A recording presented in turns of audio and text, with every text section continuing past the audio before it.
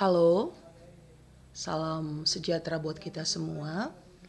Ini ada pengalaman dari salah satu klien yang memakai jasa saya sebagai Master of Ceremony atau MC dalam acara resepsi pernikahan mereka. Nah, kita tahu kan kalau orang mau pesta itu jauh-jauh hari sudah booking tempat atau gedung pesta. Nah, ini bermula dari tempat mereka booking gedung untuk pesta. Nggak tahu dari mana dapat info, tapi yang pasti setelah mereka mendaftarkan diri mereka untuk pakai gedung tersebut, tiba-tiba ada yang telepon mengatakan bahwa mereka yang telepon itu adalah orang yang pekerjaannya dekorasi gedung. Bla bla bla bla, bertelepon, bercerita dan segala macam. Karena mereka yang bertelepon itu tahu percis bahwa si A ini, si yang punya pesta ini akan berpesta dari gedung ini, di gedung ini, dan mereka bilang, mereka akui bahwa mereka mendapatkan info dari gedung yang mereka booking itu. Nah, bermodalkan itu mereka menghubungi orang yang mau pesta ini. Nah, akhirnya yang mau berpesta ini percaya dan bertemu untuk kasih DP. Nah, sudah dikasih DP, semakin dekat hari masuklah acara martupol.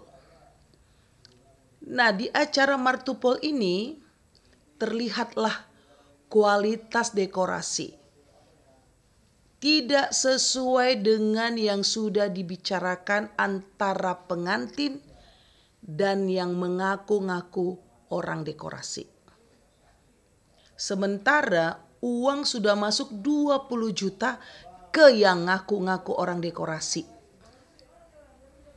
Karena hasil dari dekorasi martupol mulai dari gereja sampai acara tempat martupol tidak sesuai dengan yang disepakatin, akhirnya si pengantin mengambil inisiatif untuk membatalkan semua yang sudah dibicarakan karena pengantin takut di hari H kualitas dekorasinya juga seperti ini.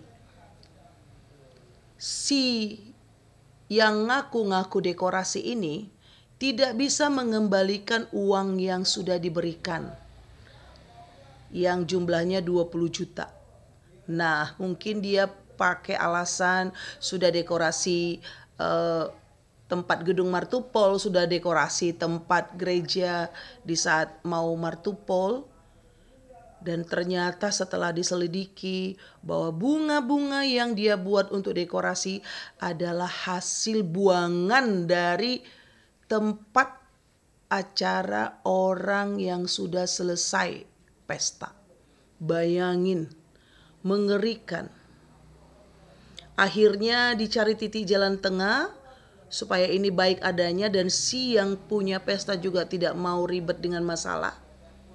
Karena mau fokus untuk hari hanya, dicarilah dekorasi yang lain dan hanya menerima 8 juta uang dikembalikan dari total 20 juta yang diterima oleh si yang ngaku-ngaku dekorasi ini. Nah, dari pengalaman ini saya hanya menyampaikan kepada kita, owner-owner gedung, tempat acara pesta-pesta, hati-hatilah memberikan informasi kepada orang-orang. Karena apa? Setiap pesta yang paling pertama kali itu di booking adalah gedung jauh-jauh hari. Nah, dari situlah mereka mengambil info siapa yang pesta, kemana mereka harus menghubungi, dan tidak tahu kita bagaimana caranya mereka mencari info itu dari pemilik gedung. Dan ini sudah kejadian. Dan untungnya keluarga pengantin yang mau berpesta ini bijaksana karena dia tidak mau zong di hari H.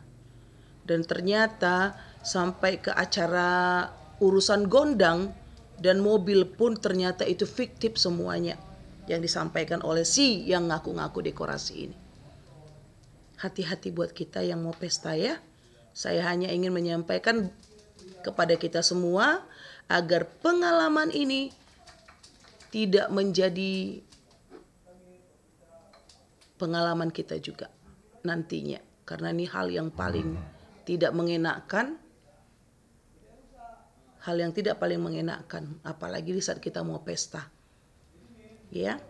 Jadi mohon supaya pihak gedung yang sudah mendapat bookingan dari orang yang mau pesta, janganlah sembarangan memberikan info kepada siapapun, karena kita nggak tahu apakah mereka itu adalah orang-orang yang memang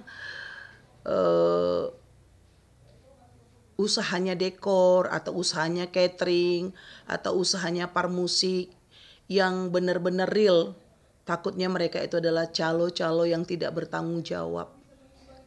Ya, dan mereka mengaku-ngaku dengan menunjukkan hasil dekorasi orang lain seperti seakan-akan itu milik mereka.